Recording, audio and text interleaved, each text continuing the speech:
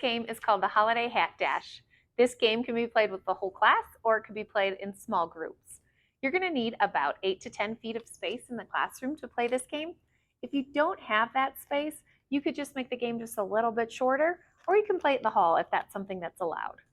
You're going to take the kids playing this game and divide them into 2 different teams. Each team is going to stand in single file line. Next to each line, you're going to set 1 chair and one of the Santa game mats, and you'll empty one of the bags of little Santa hats onto that chair, and you'll do that for both chair setups. Then about 8 to 10 feet away from that first chair, you're going to set a second chair, and on each of those chairs, you're going to set another one of the Santa game mats.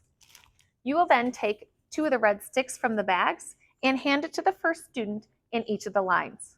Now, when you tell the students to go, they're going to use their sticks, one in each hand, to pinch up one of the little Santa hats and walk it across the room and place it on one of the Santa's heads on the game mat on the far chair.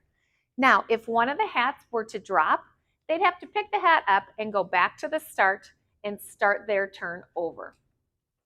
Once they get all of their hats onto the Santas on the far chair, the next person in line then will take their sticks to the far chair and take one of the Santa hats off of the Santas over there and bring it back to the first chair, placing it on the Santa's head on the mat on the first chair. So the race of this game is a race, and the teams are racing to see which can be the first team to get all their Santas to that chair and then back to the first chair. And that team then is the winning team.